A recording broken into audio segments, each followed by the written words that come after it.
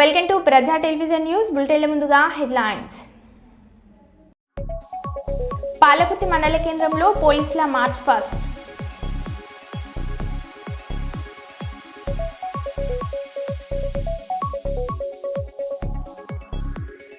కేంద్ర రక్షణ మంత్రి రాజ్నాథ్ సింగ్ని కలిసిన ముఖ్యమంత్రి చంద్రబాబు.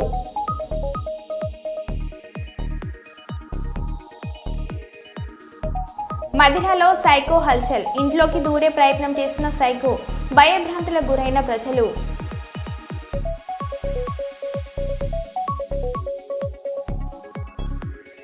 కోర్టులో ఏసీబీ దాడులు, ఏసీబీ వలలో మరో 2 అధికారులు.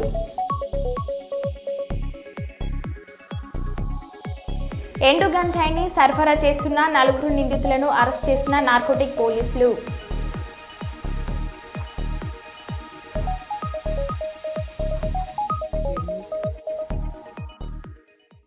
ఇక వివరాల్లోకి వెళ్తే, జనాభా ప్రతిపాదికన బీసీలకు విద్య, ఉద్యోగం, రాజకీయ, వ్యాపార రంగంలో తమ వాటా తమకు కావాలని కేంద్ర రాష్ట్ర ప్రభుత్వాలను కోరడం జరుగుతుందని బీసీ ఆజాదీ ఫెడరేషన్ వ్యవస్థాపక జాతీయ అధ్యక్షులు జక్కాని సంజయ్ కుమార్ తెలిపారు.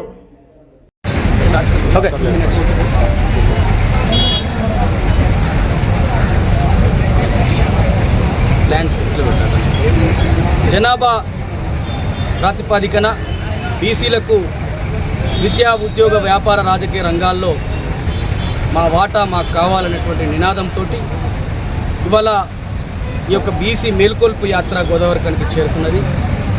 ఆసిఫాబాద్ జిల్లా వాంకిడిలో ప్రారంభమైనటువంటి బీసీ మేల్కొల్పు యాత్ర ప్రతి పల్లెను, ప్రతి గూడాన్ని తిరుగుతూ గోదావరిఖని పట్టణానికి ఈ సందర్భంగా రావడం జరిగింది. బీసీ మేల్కొల్పు యాత్ర ద్వారా మేము కేంద్ర రాష్ట్ర ప్రభుత్వాలను రిక్వెస్ట్ చేస్తూ ఉన్నాం. ప్రతి పౌరుడి అభివృద్ధి చెందితేనే దేశ అభివృద్ధి అవుతుంది. కాబట్టి అట్టడుగు వర్గాలైనటువంటి శ్రామిక వర్గాలు, ఉత్పత్తి వర్గాలైనటువంటి బీసీలను అభివృద్ధి చెందించాల్సినటువంటి బాధ్యత, వారి హక్కుల కోసం పనిచేయాల్సినటువంటి బాధ్యత కేంద్ర రాష్ట్ర ప్రభుత్వాల మీద ఉంటుంది. కాబట్టి జనాభా ప్రాతిపదికన విద్యా, ఉద్యోగ, వ్యాపార, రాజకీయ రంగాల్లో బీసీలకు హక్కులను పంచాలని మేము ఈ సందర్భంగా రిక్వెస్ట్ చేస్తూ ఉన్నాం. అదే రకంగా ఇవాళ స్థానిక సంస్థల ఎన్నికలు త్వరలో పెట్టబోతా ఉన్నామని చెప్పేసి రాష్ట్ర ప్రభుత్వం ద్వారా పేపర్ల ద్వారా లీకులు వస్తూ ఉన్నాయి. కాబట్టి మేము రిక్వెస్ట్ చేస్తూ ఉన్నాం రాష్ట్ర ప్రభుత్వాన్ని. 42% వాటా కోసం అసెంబ్లీలో తీర్మానం చేసి పెట్టారు. అసెంబ్లీ తీర్మానం కోసం అనేక పోరాటాలు జరిగాయి. మేము ఆమరణ దీక్షలు చేసి ప్రాణాలకు తెగించి పోరాటం చేసినటువంటి సందర్భంలో కాంగ్రెస్ పార్టీ స్పందించి పీసీసీ చీఫ్గా బీసీ బిడ్డను పెట్టడం, అదే రకంగా కులగణన చేయడం, అసెంబ్లీ తీర్మానం చేయడం జరిగింది. కానీ ఆ అసెంబ్లీ తీర్మానాన్ని అమల్లోకి తీసుకురావాలి. అమల్లోకి వచ్చిన తర్వాతనే ఈ రాష్ట్రంలో ఎన్నికలు నిర్వహించాలని మేము డిమాండ్ చేస్తూ ఉన్నాం. దానికోసం అని చెప్పేసి ఇవాళ కోర్టు సీలింగ్ ఉన్నది. ఆ కోర్టు సీలింగ్ మించి 50% రిజర్వేషన్లు మించి ఇవ్వకూడదనేటువంటి ఒక ప్రతిపాదన వినబడుతున్నట్టు. కాబట్టి ఆ కోర్టు తీర్పులోనే ఉన్నది. ఎంపరికల్ డాటా ఎక్కడైతే ఉంటుందో అక్కడ రాష్ట్ర ప్రభుత్వాలకు హక్కు ఉంది. కాబట్టి ఆ అధికారం మేరకు స్థానిక సంస్థల్లో 42% వాటాను అమలు పరచాలని మేము రిక్వెస్ట్ చేస్తూ ఉన్నాం. అదే రకంగా ఒకవేళ అది ఆ యొక్క చట్టానికి ఉల్లంఘన అయితే మాత్రం తమిళనాడు తరహాలో ఆ యొక్క 42% బిల్లును 9 సీట్లో చేర్చడానికి పోరాటం చేద్దాం. అయ్యా ముఖ్యమంత్రి గారు, ఈ ఉద్యమానికి మీరు నాయకత్వం వహించండి.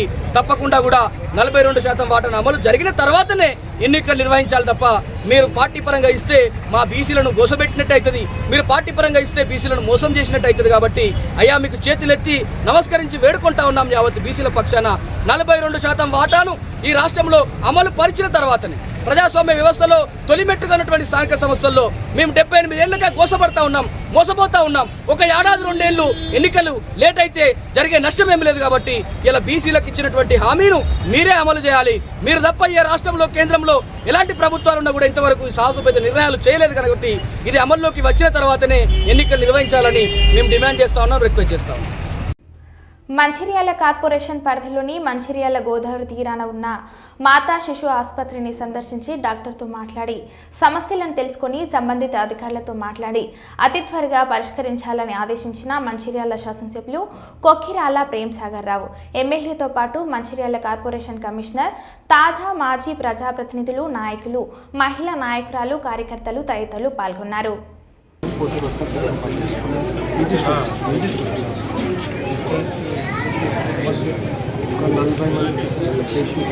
చిన్న బ్లాక్ మధ్యలో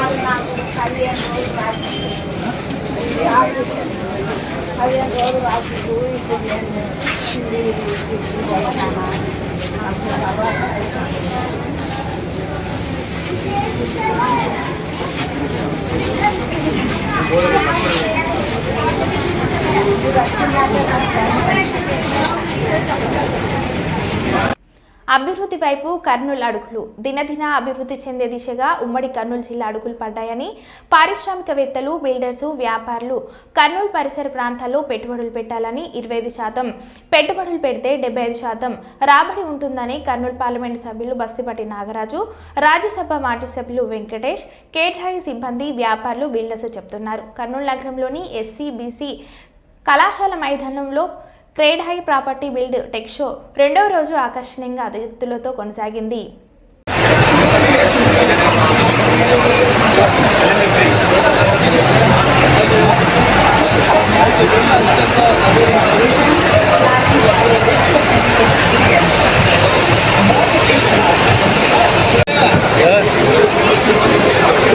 సరే సరే అది కదా సార్ సార్ అట్లనే పోండి సార్.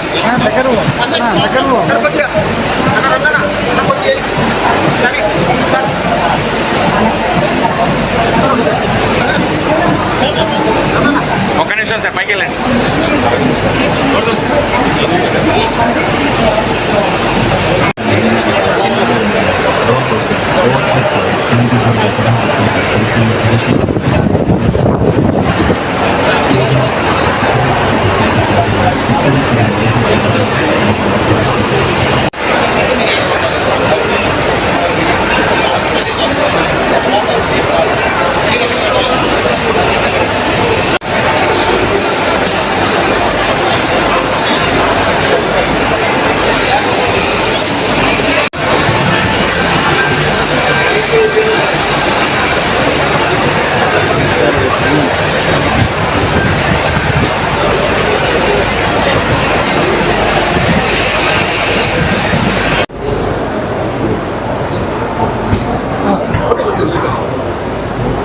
క్రేడియా బిల్డర్స్ ఎగ్జిబిషన్ చేస్తున్నారు. ఇది కర్నూలులో చేస్తున్నారు. ఇది కర్నూలులో చేసిన మెగా ఈవెంట్ మాదిరిగా ఏదో బాంబేలోనో ఢిల్లీలో చూసినట్ల ఈ బిల్డర్స్ అంతా చేశారు. బిల్డర్స్ అసోసియేషన్ ప్రెసిడెంట్ గారు పక్కనే ఉన్నారు, బిల్డర్స్ ఉన్నారు. వాళ్ళందరికీ నా ధన్యవాదాలు తెలియజేస్తున్నాను. మా పట్టణంలో కూడా బ్యూటిఫుల్ మళ్ళీ కాంప్లెక్స్లు నిర్మించడం, అలాగే ప్రతి ఒక్కరికి అనుకూలంగా ఉండేటట్ల ట్రాన్స్పోర్టేషన్ బెనిఫిట్ దగ్గరలో ఉన్నట్ల ఇండ్లు కట్టివ్వటం, ఆ మోడల్ హౌస్ ప్రజెంటేషన్ చేసి మేము ఉన్నాము అని రూల్స్ ప్రకారం కట్టించి లీగలైజ్డ్ ప్రాపర్టీ తీసుకొచ్చి క్లారిటీగా క్రీడా ఆధ్వర్యంలో లేదా యాక్ట్ ప్రకారం కుల ఆధ్వర్యంలో ప్రకారం అన్ని యాజ్ పర్ నామ్స్ ప్రకారం మేము ఏం చేస్తాం, మేమేం చేయబోతున్నాం అని చెప్పేసి క్లియర్ కట్గా అక్కడ దాదాపు 60 సంస్థలు ఇక్కడ అంత షో బ్రహ్మాండంగా ఏర్పాటు చేశారు. ఎందుకంటే రాబోయే రోజుల్లో ఎస్పెషల్లీ ఈ కర్నూలు మాత్రం బ్రహ్మాండంగా డెవలప్ కాబోతుంది. ఎందుకంటే గౌరవనీయులైనటువంటి ముఖ్యమంత్రి గారు ప్రత్యేక చొరవ తీసుకొని ఈ కర్నూలు మీద ప్రత్యేక చొరవ పెట్టి దీనికి సపరేట్గా ప్రణాళిక ఏర్పాటు చేస్తూ ఉన్నారు. మీ అందరికీ తెలియాల్సినటువంటి ఆవశ్యకత ఎంతైనా ఉంది. ఇందులో భాగంగా నేను 2 విషయాలు చెప్తాను మీకు అంతా. కర్నూలు ఏ విధంగా డెవలప్ కాకుండా నేను చెప్తాను. జస్ట్ ఒక 10 నిమిషాల క్రితం నేను అనంతయ్య గారు వెంచర్ పక్కన ఉన్నటువంటి సాయిబాబా బాలసాయిబాబా దగ్గర ఉన్నటువంటి 23 ఎకర్స్ ఆల్మోస్ట్ దాన్ని స్టేడియంగా మార్చబోతున్నారు. క్రికెట్ స్టేడియం అయితేనేమి, దాంట్లో హాకీ అయితేనేమి, అది అన్ని రకాలుగా దాన్ని ఒక 4-5 స్పోర్ట్స్ తీసుకొస్తున్నారు. అది కూడా దాంట్లో ఏమైందంటే రేపు 7వ తారీఖు ఎక్కువ రోజులు ఈరోజు నుంచి కరెక్ట్ 1 వీక్ టైం పెట్టుకోండి. 7వ తారీఖు అంతా నెక్స్ట్ మంత్ మనకు రఫ్ ప్రింట్ వచ్చేస్తుంది. వచ్చిన తర్వాత మ్యాక్సిమం ఒక 4 to 5 months అంతా ఏర్పాట్లు అయిపోతాయి. అన్నీ ఆల్మోస్ట్ అకామిడేషన్ అంతా ఏర్పాటు అయిపోతుంది. ఇప్పుడే దానికి సంబంధించినటువంటి chairman, Andhra cricket association chairman అయినటువంటి కేసీఎన్ చిన్ని గారు వచ్చి సందర్శించడం జరిగింది. కేసీ భరత్ గారు మంత్రి గారి ఆధ్వర్యంలో కలెక్టర్ గారు అయితేనేమి, మేమైతేనేమి అందరూ సందర్శించి దాని ప్రణాళికలన్నీ ఒక వారం ఏర్పాటు చేయబోతున్నాం. ఒక 4 days తర్వాత విజయవాడ అంతా ప్రణాళికలు కింద పడతా ఉంది.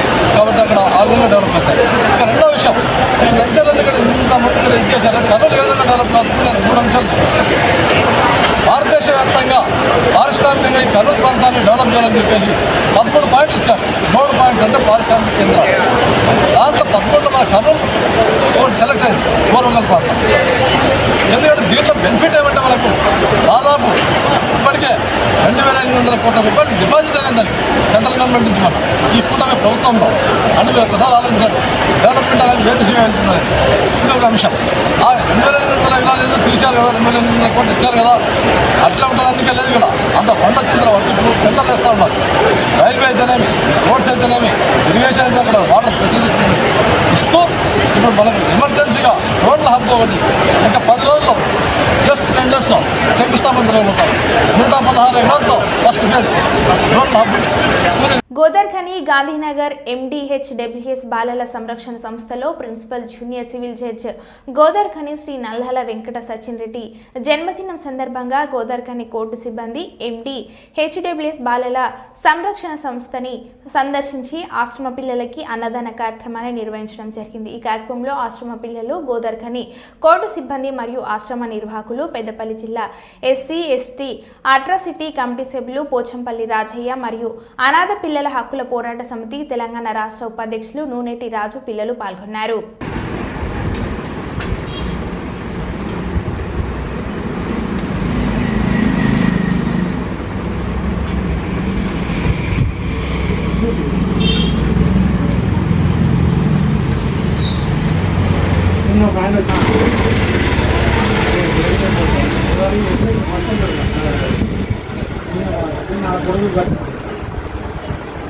అంటే ఆయనే చెప్పింది, మేము దీన్ని చూడలేదు.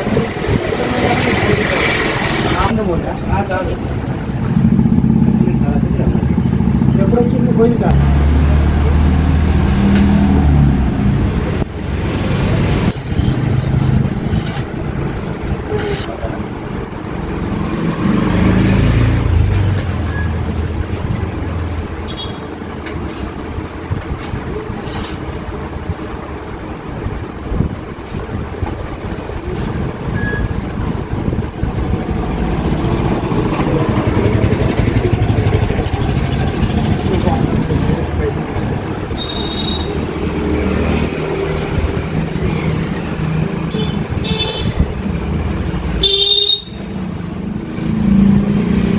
ఈ నెల 26న జరిగే హలో బీసీ చెలో ప్రొద్దుటూరు సభను విజయవంతం చేయాలని జాతీయ బీసీ సంక్షేమ సంఘం రాష్ట్ర అధ్యక్షులు వై నాగేశ్వరరావు యాదవ్ కర్నూలులో తెలిపారు. కేంద్ర రాష్ట్ర ప్రభుత్వాలు బీసీలకు ఎంతో న్యాయం చేస్తున్నాయని మీడియా సమావేశంలో తెలిపారు. బీసీల రాష్ట్ర సదస్సుకు జాతీయ అధ్యక్షుడు రాజ్యసభ సభ్యుడు ఆర్ కృష్ణయ్య పాల్గొంటున్నారు. బీసీలకు కులగణన చేపట్టినందుకు కూటమి ప్రభుత్వానికి ధన్యవాదాలు తెలిపారు. బడ్జెట్లో 47,000 కోట్ల రూపాయలు కేటాయించి స్థానిక సంస్థల ఎన్నికల్లో బీసీలకు 24% రిజర్వేషన్ నుంచి 34% పెంచడం శుభ పరిణామాన్ని నాగేశ్వరరావు యాదవ్ తెలిపారు. చట్టసభల్లో బీసీలకు రిజర్వేషన్లు కల్పించాలని కోరారు. ఈ కార్యక్రమంలో నక్కలమిట శ్రీనివాసులు, మద్దిలేటి శ్రీనివాసులు తదితరులు పాల్గొన్నారు.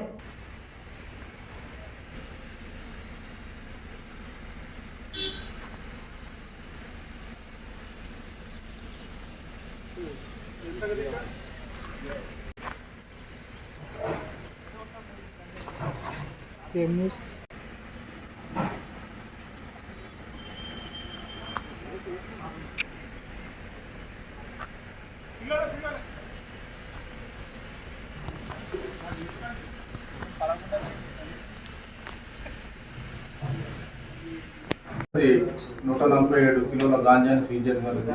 అందులో భాగంగానే మేము ఇచ్చినటువంటి మా డైరెక్టర్ సందీప్ శాండిలో సార్, తర్వాత డిఐజీ అభిషేక్ మాథ్ సారు, మా ఎస్పీ గారు రూపేష్ సార్ అండ్ సీతారాం సార్ల యొక్క సూచనల ప్రకారము ఏదైతే టోల్ ఫ్రీ నెంబర్స్ ఉన్నాయో 1908, తర్వాత 87126171 71111 ఈ నెంబర్ల ద్వారా పబ్లిక్లోకి వెళ్ళిపోవటం, మీ ద్వారానే వెళ్ళిపోయిన పబ్లిక్.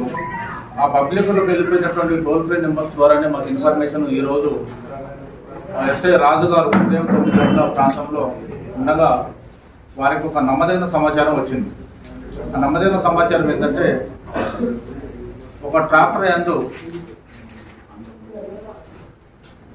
ఆంధ్ర లంబసింగ్ నుండి ఒక ట్రాక్టర్లో ప్రమాణంగా ఒక 200 కిలోల గాంజాయి ట్రాన్స్పోర్ట్ అవుతున్నది. అది ఇక్కడైతే రిసీవర్స్ ఎవరైతే ఉన్నారో వారికి ఆ ట్రాక్టర్ డ్రైవర్ అనారోగ్యం ఉంది, నేను అక్కడ రాలేకపోతున్నానంటే రిసీవర్స్ ఆ ట్రాన్స్పోర్ట్ ఎవరైతే గాంజాయి తెప్పించుకుంటున్నారో అందులో మెయిన్ పర్సన్ గుగులోతు భాస్కర్, ఇతనికి 38 ఇయర్స్ ఉంటాయి. ఇతని అసోసియేట్స్ కేతవత రాము మరియు కొర్ర వినోద్ కుమార్, వీరు ముగ్గురు కలిసి శ్రీనివాస్ ఏదైతే ట్రాక్టర్ తీసుకొస్తున్నాడో ఈ ఖమ్మం అవుట్స్కట్స్ నుండి బయలుదేరి ఈరోజు 10 గంటల తర్వాత వరంగల్ మీదుగా హైదరాబాద్ పోవచ్చు అనే ఒక నమ్మదైన సమాచారం ఉన్నది. ఆ సమాచారంలో భాగంగానే రాజు ఎస్ఐ గారు మా ఇమ్మీడియట్ ఇన్స్పెక్టర్ అయినటువంటి రవీంద్ర గారికి ఇన్ఫర్మేషన్ ఇస్తే, సరే ఎన్డీపీఎస్ యాక్ట్ ప్రకారము మీరు పోయి అక్కడ ఉండేసేసి వాళ్ళని పట్టుకోండి అనేది సూచనలు ఇవ్వడం జరిగింది. ఆ సూచనల ప్రకారము మా సిబ్బందితో పాటుగా ఎస్ఐ రాజు మన వరంగల్ అవుట్స్కట్స్ ఉన్నటువంటి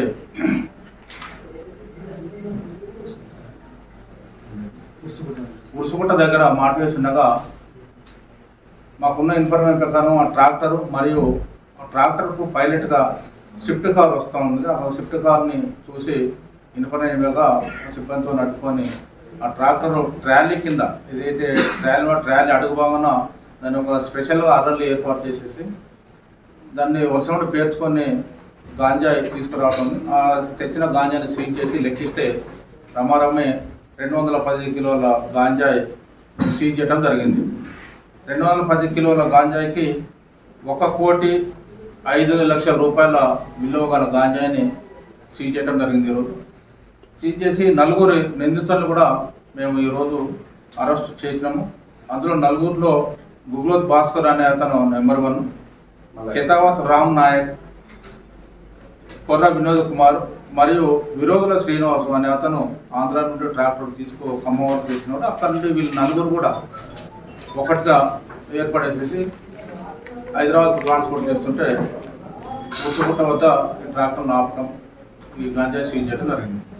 ఈ గాంజాయి సీజ్ చేయడంలో చాకచక్యంగా వ్యవహరించినటువంటి, ఎప్పటికప్పుడు సూచనలు ఇస్తున్నటువంటి మా రవీంద్ర ఇన్స్పెక్టర్ గారు, ఎస్ఐ శ్రీకాంత్, రాజు, మొగిలి, మా సిబ్బంది రాజు, హెడ్ కానిస్టేబుల్స్ సోమలింగం, తర్వాత నిరంజన్ అండ్ రంగయ్య సిబ్బంది అందరినీ కూడా అభినందిస్తున్నాము. ఈ అందరికీ కూడా రివార్డుల కోసము మా డైరెక్టర్ గారికి వీళ్ళ పేర్లను ప్రపోజ్ చేసి తగిన రివార్డు కూడా వీరికి ఇప్పించడం జరుగుతుంది. ముఖ్యంగా మళ్ళొకసారి మీ అందరికీ కూడా మాకు మనం ఏంటంటే ఏ టోల్ ఫ్రీ నెంబర్స్ ఏదైతే ఉన్నాయో 1908 మరియు 8712671111 ఇది డైరెక్ట్ మా కంట్రోల్ రూమ్కి వెళ్తుంది, డైరెక్టర్ గారి ఆఫీస్కి వెళ్తుంది. ఈ నెంబర్లని అదేవిధంగా మా పోలీస్ స్టేషన్ నా యొక్క నెంబరు 871266 1711 ఇవన్నీ కూడా పబ్లిక్లోకి 11 అండ్ 42 కూడా మా ఇన్స్పెక్టర్ నెంబర్ ఇవన్నీ పబ్లిక్లోకి వెళ్ళిపోతే ఇంకా కొంత మనకి ఇన్ఫర్మేషన్ రావటము. అయితే ప్రభుత్వము మన రాష్ట్రం నుండి ఎలాంటి కాంట్రాబ్యాండ్ అంటే మత్తు పదార్థాలని రాకుండా ఎరాడికేట్ చేయాలని ఒక కృతనిశ్చయంతో ఉందో, ఒక సంకల్పంతో ఉందో, ప్రభుత్వం యొక్క సంకల్పాన్ని మనం నెరవేర్చేందుకు మీరు మేము ప్రభుత్వంలో ఉన్నటువంటి అందరూ స్టేక్ హోల్డర్స్ అందరూ కూడా కలిసి పనిచేస్తే ప్రభుత్వ ఆశయాన్ని మనం నెరవేర్చిన వాళ్ళు అవుతాము. అదేవిధంగా మన యువకులను, మన పిల్లల్ని, స్టూడెంట్స్ ఎవరైతే స్కూల్ విద్యార్థులు ఉన్నారో వాళ్ళందరినీ కూడా మనం కాపాడే వాళ్ళు అవుతాం. కాబట్టి ఖచ్చితంగా ఈ నెంబర్లని పబ్లిక్లోకి బాగా ప్రాచుర్యం చేయాలని మిమ్మల్ని అందరినీ కూడా పేరుగా కోరుకుంటూ ఈ యొక్క ప్రెస్ మీట్కి వచ్చిన మీ అందరినీ కూడా మరొకసారి అభినందిస్తూ మా ఆఫీసర్స్కు కూడా మా ఈ జాగ్రత్తగా పనిచేసి పట్టుకున్న వాళ్ళ పేర్లని తగిన రివార్డు పంపించడం జరుగుతుంది. మీడియా సంస్థలు ఎంత కాపాడతామని చూసినా రేవంత్ రెడ్డి పని అయిపోయింది. నేషనల్ హెరాల్డ్ కేసులో రేవంత్ పేరు ఉంటే మీడియా ఎందుకు ప్రచురించడం లేదు? అదే కేసీఆర్ పేరు ఉంటే రచ్చ చేసేవాళ్ళు అని కేటీఆర్ అన్నారు. ఇప్పుడున్న ప్రతిపక్షాలు ఇవి అన్ని శాంక్షన్ కావని ఒకడు అంటాడు, ఇవి అన్ని పిచ్చి తుగ్గులకు పాలనని ఒకడు అంటాడు, ఒకడేమో ఇది కడితే నేను మీసాలు తీసుకున్నాడనేటోళ్ళు కూడా ఉన్నారు ఇక్కడ. కానీ ఇవాళ వాళ్ళు మీసాలు తీసుకోవాలని చెప్పిన వాళ్ళు ఇవన్నీ షాద్నగర్ నియోజకవర్గంలో ఇవాళ మన శంకరన్న గెలిచిన తర్వాత ఓకే ఎవరికి కూడా అంటే ఆయన సంపాదించిన సంపదన ఆయన వాడుకుంటూ ఆయన సంపాదనలకు వెళ్ళి కూడా ప్రజలకు ఏం చేయాలి అనే కార్యక్రమాలు చేసే నాయకుడు ఇక్కడ ఉన్నాడు. రెండో విషయం ఏంటంటే ఇది నాకు ఓట్లు వేసి గెలిపించిన ప్రజలు ఎవరైతే ఉన్నారో వీళ్ళందరికీ ఈ ఎమ్మెల్యేగిరి ఏదైతే నాకు వచ్చిందో వాళ్ళకే ఉపయోగం చేస్తా అని చెప్పి ఈ మన ఎమ్మెల్యే గారు చెప్తే ఈ కార్యక్రమాలు నడుస్తున్నాయి. కాబట్టి మనం అందరం కూడా ఇవాళ మనకు షాద్నగర్లో మన ఎమ్మెల్యే గెలిచినందుకు ప్రతి ఒక్కరు కూడా టీఆర్ఎస్ ప్రభుత్వం 10 సంవత్సరాలు ఉన్నప్పుడు ప్రతి ఒక్కరి మీద ఎస్సీ ఎస్టీ కేసులు, ప్రతి ఒక్కరి మీద కక్ష సాధింపు చర్యలు, కాంగ్రెస్ వెళ్ళి టీఆర్ఎస్ లో కలుపుకోవడానికి భయభ్రాంతులకు గురి చేసే సమయాలు, ఎవరైనా ఏమైనా ఉంటే వారు బేరం చేస్తే వాళ్ళకు కూడా ఇబ్బందులు పెట్టే కార్యక్రమాలు, వాళ్లకు మోసం చేసి రిజిస్ట్రేషన్లు చేసుకునే కార్యక్రమాలు, రిజిస్ట్రేషన్ చేసుకున్న తర్వాత పైసలు ఇవ్వని కార్యక్రమాలు, ఇవన్నీ టీఆర్ఎస్ వాళ్ళు వాళ్ళ కొడుకులు చేసిరు. కాబట్టి ఇవాళ మనము ఆ 10 సంవత్సరాల నుంచి ఏవైతే ఇబ్బందులు పడ్డామో ఆ విముక్తికి వెళ్ళి మనం ప్రశాంతంగా కార్యక్రమాలు చేస్తున్నాం. కాబట్టి ఇప్పుడు అప్పుడు 90 శాంక్షన్ ఉంటాయి అట్లా కేంద్ర ప్రభుత్వము రాష్ట్ర ప్రభుత్వం ఉండే. ఇప్పుడు 184 కోట్ల రూపాయలు ఈ బ్రిడ్జికి వై జంక్షన్ శాంక్షన్ అయింది. కాబట్టి అందరికీ వెసులుబాటు ఉంటుంది, అన్ని కార్యక్రమాలు ఉంటాయి. కాబట్టి ప్రతి ఒక్కరు కూడా ఈ పనులు చేసే సమయంలో అందరు సహకరించి అందరికి ఉపయోగంలోకి తీసుకురావాల్సిందిగా కోరుతూ కాంగ్రెస్ పార్టీలో పరిస్థితులు ఘోరాతి ఘోరంగా ఉన్నాయి. నాకు కాంగ్రెస్ పార్టీలో గౌరవం లేదు, సిర్పూర్ నియోజకవర్గం మీద ప్రేమ లేదు, గ్రూప్ రాజకీయాలు చేసి మమ్మల్ని ఇబ్బంది పెట్టి కించపరచాలని చూస్తున్నారు అని మాజీ ఎమ్మెల్యే కోనేరు కోనప్ప అన్నారు. 24 ఎన్నికల్లో ఓడిపోయిన తర్వాత మరి ఆనాడు ఉన్న పరిస్థితులను బట్టి మనం కాంగ్రెస్ పార్టీలో చేరిన తర్వాత అక్కడ పరిస్థితులు చూస్తే ఘోరాతి ఘోరంగా ఉన్నాయి. మరి మాకు దొరికిన విలువ ఏంటో కూడా 7,000 ఉన్న 8,000 ఉన్న కాంగ్రెస్ పార్టీకి మనం ఆ పార్టీలో చేరి ఇవాళ 63,000 ఓట్లు సాధించాం. మరి అయినా కూడా అక్కడ ఈ నియోజకవర్గం మీద కానీ మరి నాయకత్వం ఇచ్చిన నా మీద కానీ మీ మీద కానీ ప్రేమ లేకుండా వారు ఇష్టం వచ్చినట్టు మాట్లాడుతూ ఉన్నారు. గ్రూపుల్లో పెద్దరికాలు చేసిన కించపరిచే కార్యక్రమాలు అనేకమైన చేయడం జరిగింది. మీడియా సంస్థలు ఎంత కాపాడతామని చూసినా రేవంత్ రెడ్డి పని అయిపోయింది. నేషనల్ హెరాల్డ్ కేసులో రేవంత్ పేరు ఉంటే మీడియా ఎందుకు ప్రచురించడం లేదు? అదే కేసీఆర్ పేరు ఉంటే రచ్చ చేసేవాళ్ళు అని కేటీఆర్ అన్నారు. ఇప్పుడున్న ప్రతిపక్షాలు ఇవి అన్ని శాంక్షన్ కావని ఒకడు అంటాడు, ఇవి అన్ని పిచ్చి తుగ్గులకు పాలనని ఒకడు అంటాడు, ఒకడేమో ఇది కడితే నేను మీసాలు తీసుకున్నాడనేటోళ్ళు కూడా ఉన్నారు ఇక్కడ. కానీ ఇవాళ వాళ్ళు మీసాలు తీసుకోవాలని చెప్పిన వాళ్ళు ఇవన్నీ షాద్నగర్ నియోజకవర్గంలో ఇవాళ మన శంకరన్న గెలిచిన తర్వాత ఓకే ఎవరికి కూడా అంటే ఆయన సంపాదించిన సంపదన ఆయన వాడుకుంటూ ఆయన సంపాదనలకు వెళ్ళి కూడా ప్రజలకు ఏం చేయాలి అనే కార్యక్రమాలు చేసే నాయకుడు ఇక్కడ ఉన్నాడు.